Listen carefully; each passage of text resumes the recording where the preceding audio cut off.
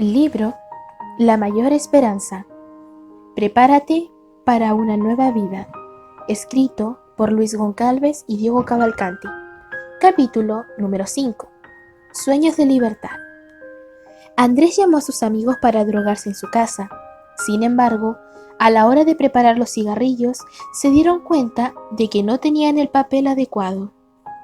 Se desesperaron por un momento hasta que Andrés recordó que tenía una Biblia y fue a buscarla. No para leerla, por supuesto.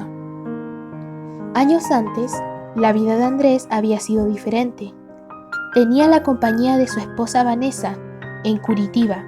Informaban un bello hogar con sus 2 hijos gemelos. Un domingo de mañana, el sol brillaba con fuerzas e invitaba a la playa.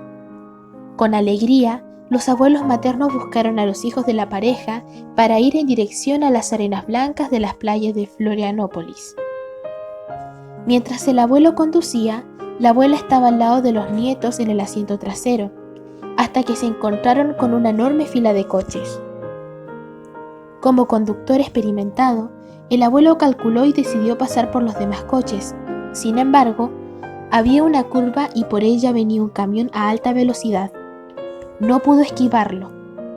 El choque fue fatal para todos los que estaban dentro del automóvil, aquel fatídico 30 de octubre del 2011. La vida y los sueños de la joven pareja se desvanecieron ante la irreparable pérdida. Cuando Vanessa tomó conciencia de lo ocurrido, quedó tan golpeada y desesperada que decidió dejar de vivir. Le dijo a su esposo que sin sus hijos prefería morir y que si no moría de forma natural se quitaría la vida. Con profunda depresión y desesperación, ella desistió de vivir y falleció por muerte natural en febrero del 2012. Apenas 3 meses después del accidente, Andrés se quedó solo, con depresión, con luchas terribles y una profunda furia. Decidió dar rienda suelta a sus deseos y también se metió en la droga. Era de noche cuando Andrés buscó aquella Biblia. Finalmente la encontró en el fondo de una maleta y decidió arrancar una de sus páginas para enrollar la droga y preparar un cigarrillo delante de sus amigos, que hicieron lo mismo. Desde ese momento, cada vez que fumaban, usaban las hojas de la Biblia. Se fumaron casi toda la Biblia. Un sábado al mediodía, Andrés estaba en su casa sentado en el sofá, drogándose nuevamente. Encendió el televisor para ver algo y empezó a pasar por los canales hasta que encontró el canal Nuevo Tiempo. Comenzaba el programa Arena del Futuro. Decidió mirar este programa justo cuando yo, Luis, iniciaba un momento en el que exhortaba a los telespectadores a tomar una decisión para cambiar de vida. En aquel día, sin conocer la historia de Andrés, dije más o menos así: tú que acabas de encender el televisor, que estás pasando por muchas luchas, que estás abusando de las drogas, te estás drogando, ¿no es así, amigo? Prisión y libertad. Millones de personas sufren inmensas pérdidas y no logran levantarse solas. Buscan alivio para el dolor de sus quebrantos emocionales, generalmente recurriendo a algo anestésico que disminuya el sufrimiento y las haga olvidar el pasado. Bebidas, drogas, internet, comida en exceso y todo tipo de compulsión que pueda estar en la lista. No tienen fuerzas para encarar la realidad y reescribir su historia, aunque las líneas no estén derechas. Dudas, miedos, ira, resentimiento y prejuicios se combinan y se transforman en una verdadera prisión de la que no logran escapar. Al abusar de la libertad de hacer lo que quieren con su cuerpo, terminan limitando sus días a acciones destructivas y dibujan un futuro cada vez más predecible y trágico. La cama de un hospital, la celda de una prisión, en el fondo de una sepultura, un fin solitario. Ante la proximidad de su segunda venida, Jesús nos invita a despertar. Tengan cuidado, no sea que se les endurezca el corazón por el vicio, la embriaguez y las preocupaciones de esta vida. De otra manera, aquel día caerá de improviso sobre ustedes. Tan importante como saber sobre la venida de Cristo es estar preparado para ella. Cuando la mente está confundida, nuestra capacidad de juicio se ve seriamente afectada. No podemos distinguir las cosas ni separar lo correcto de lo incorrecto. Perdemos la noción del tiempo. No obstante, por más difíciles que sean las luchas, por mayores que sean las pérdidas sufridas, no es necesario que perdamos el deseo de vivir. Hay una esperanza que transforma la vida en el presente y rediseña el futuro. Sin embargo, para que esto suceda, necesitamos tener fe. En la era de la ciencia y la tecnología, la fe puede parecer algo superado, pero sin fe no podemos reconectarnos a la fuente de la vida, que es Dios.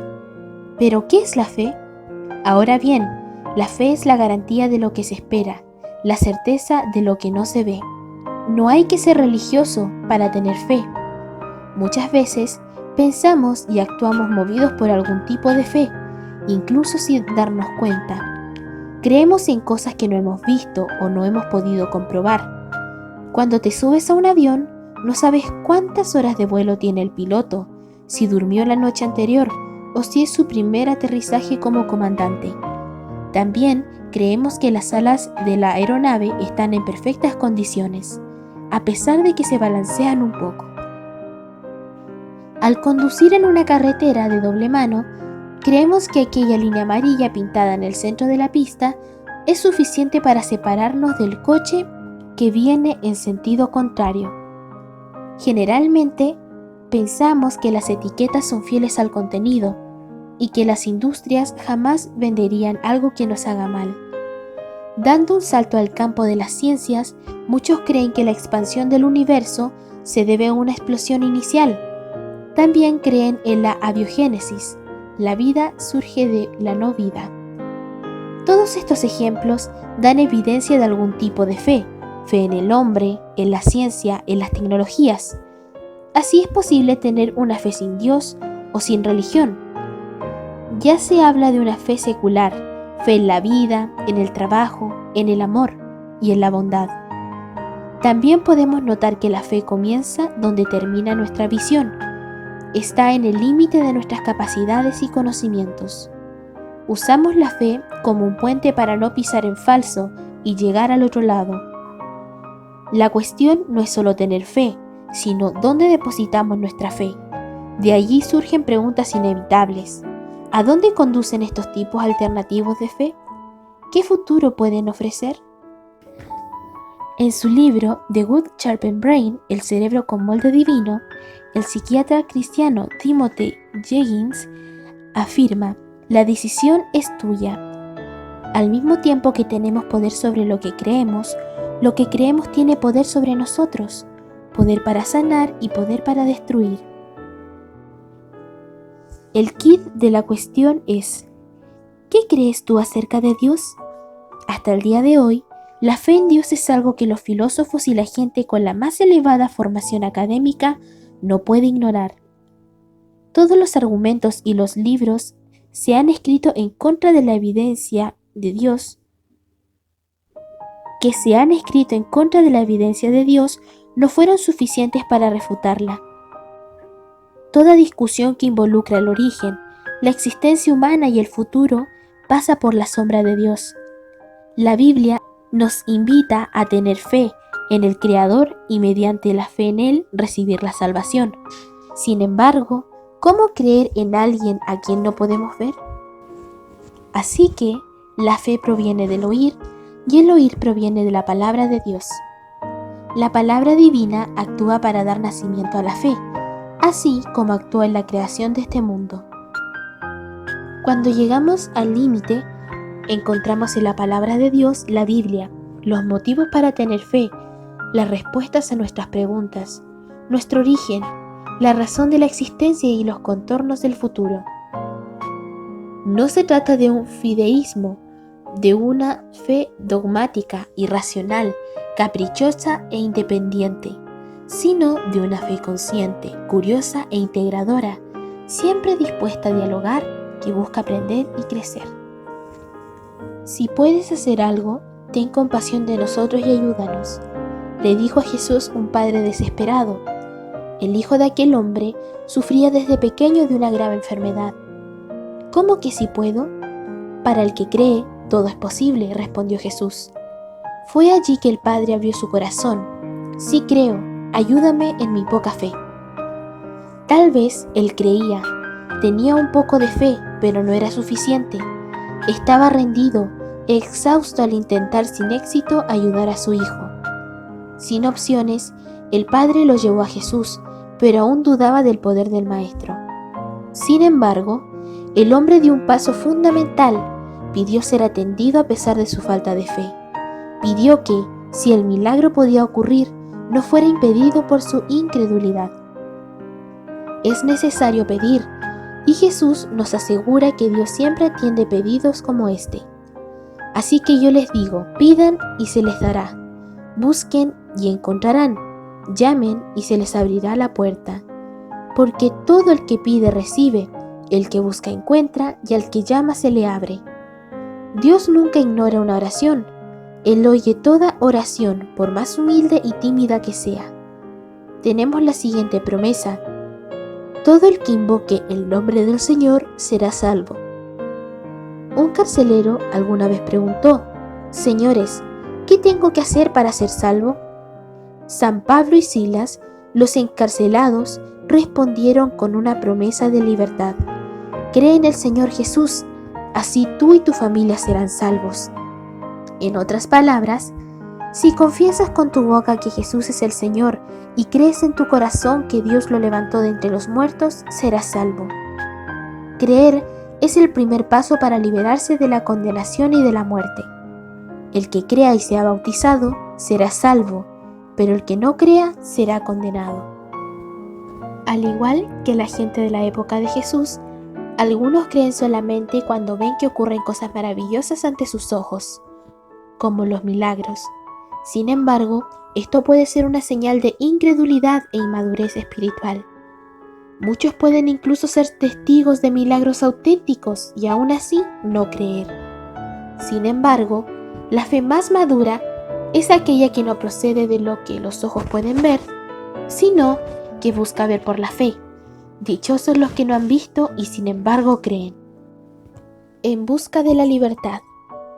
El Creador ofrece todas las condiciones para tener fe en Él. Esta fe no es ciega, arbitraria, sino que se basa en evidencias sólidas. Tenemos la complejidad de la naturaleza, cuyo origen es inexplicable incluso para las teorías más sofisticadas.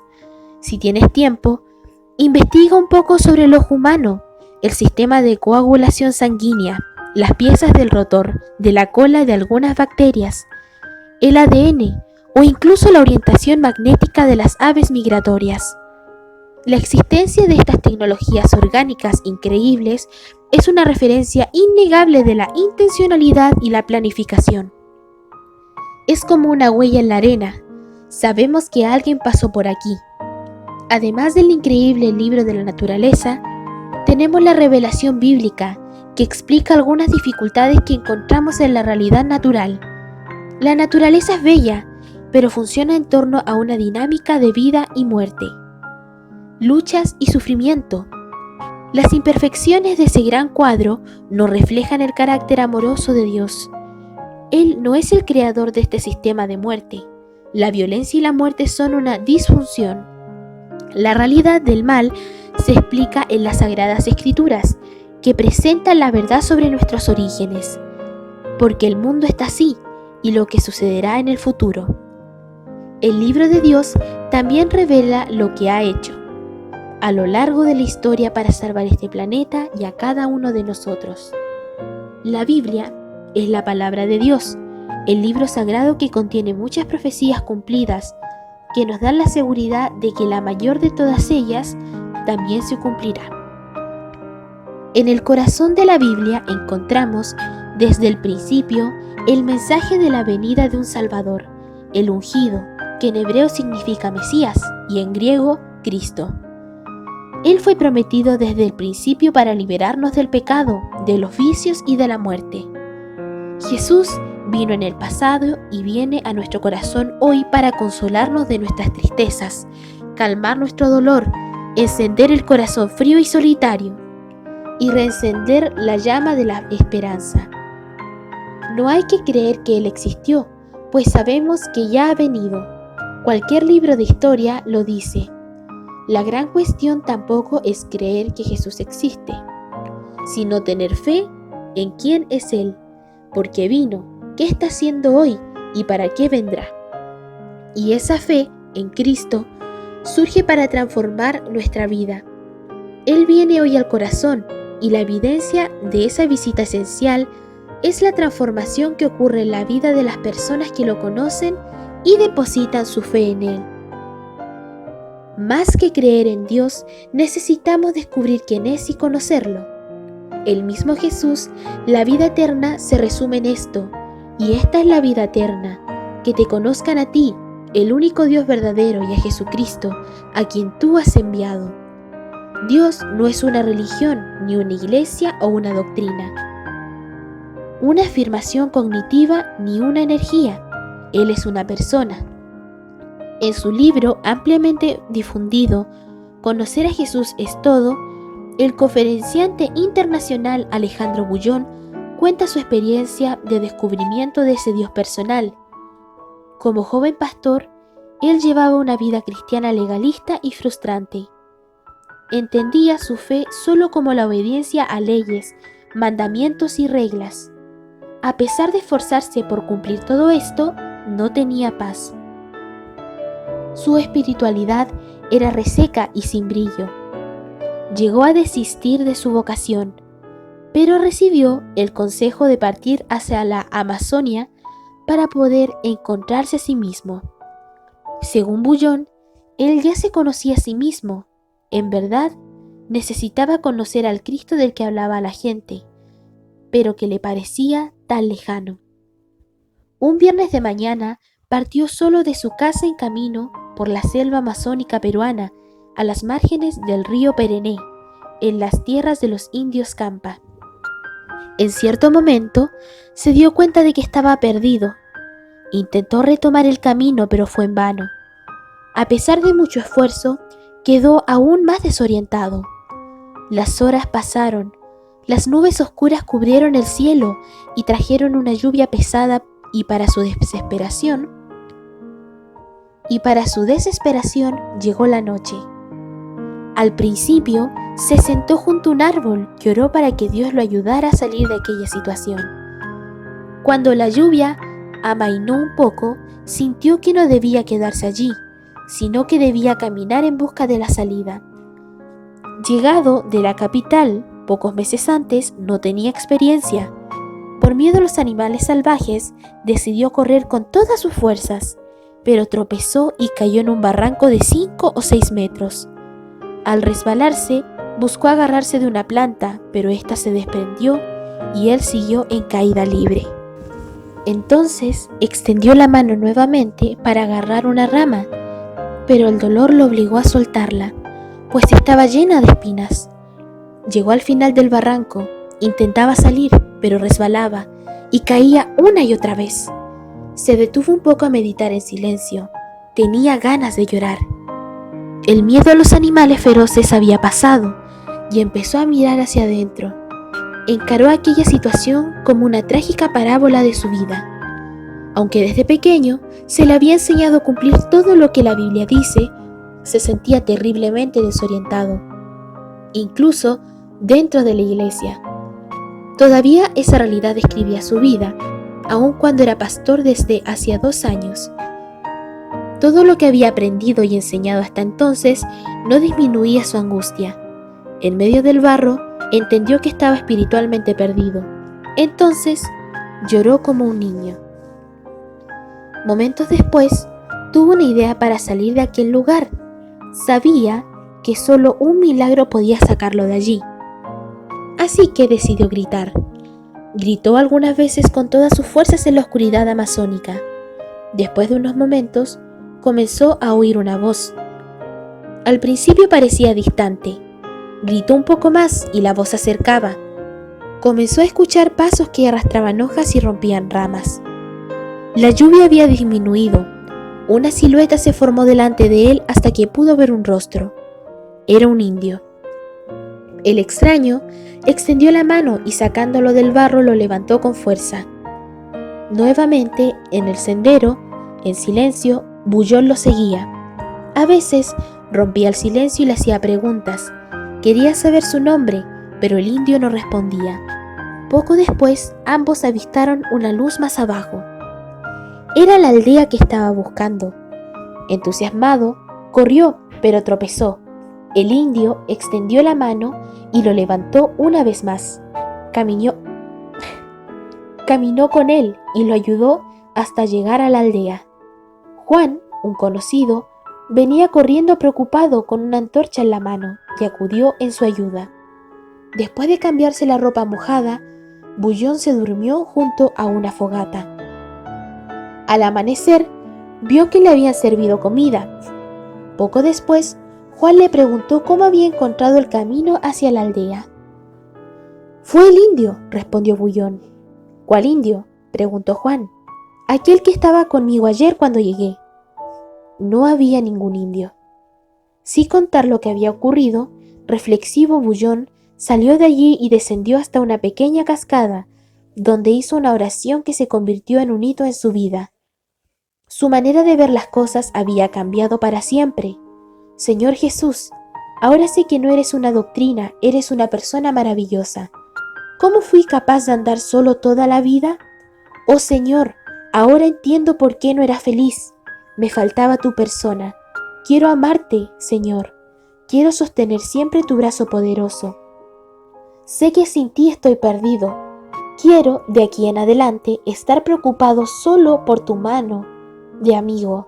Quiero sentirte a mi lado, saber que no estarás allí en los cielos, sino que aquí conmigo.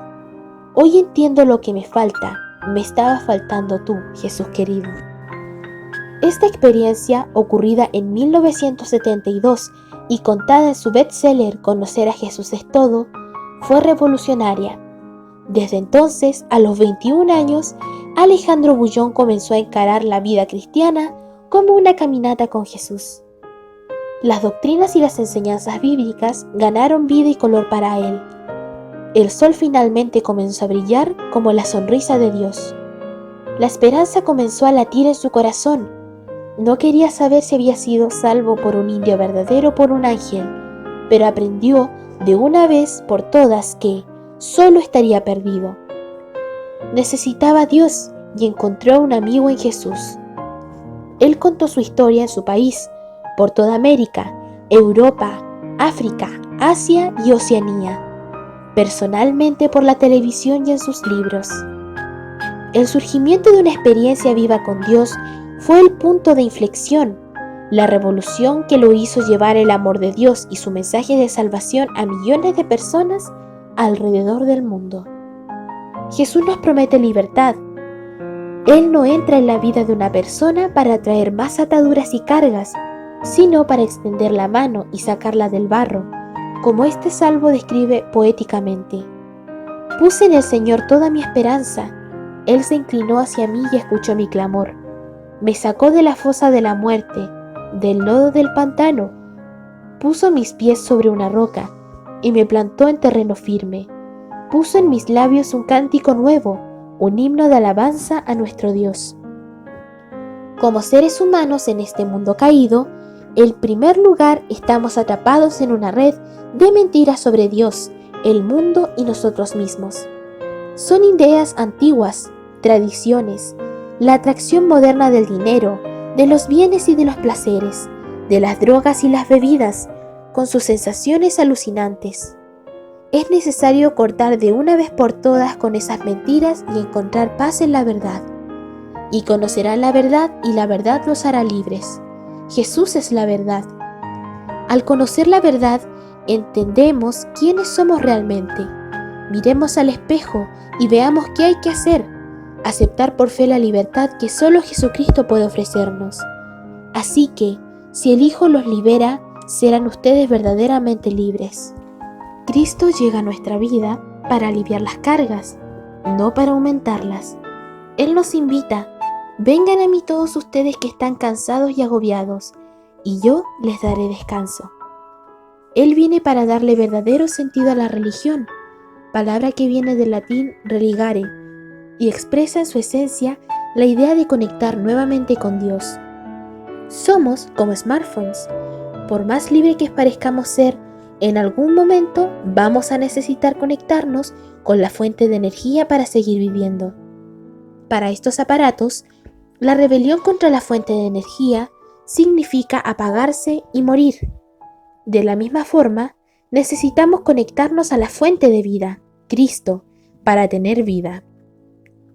He venido para que tengan vida y la tengan en abundancia. Él también afirmó: si alguno tiene sed, que venga a mí y beba. De aquel que cree en mí, como dice la Escritura, brotarán ríos de agua viva. La alegría y la paz son tan grandes que no caben en el corazón. Rebalsan como el agua de un río que desborda y riega los corazones sedientos alrededor, y así bendice también a los demás. Frente al televisor. Andrés miraba atónito la televisión. El cigarrillo con droga fabricado con el papel de la Biblia humeaba inmóvil entre sus dedos. ¿Estás hablando conmigo, pastor? Yo, Luis, en la televisión dije: es contigo mismo que estoy hablando. Andrés quedó impactado y prestó más atención al mensaje. A continuación dije: Dios hoy te va a liberar del vicio.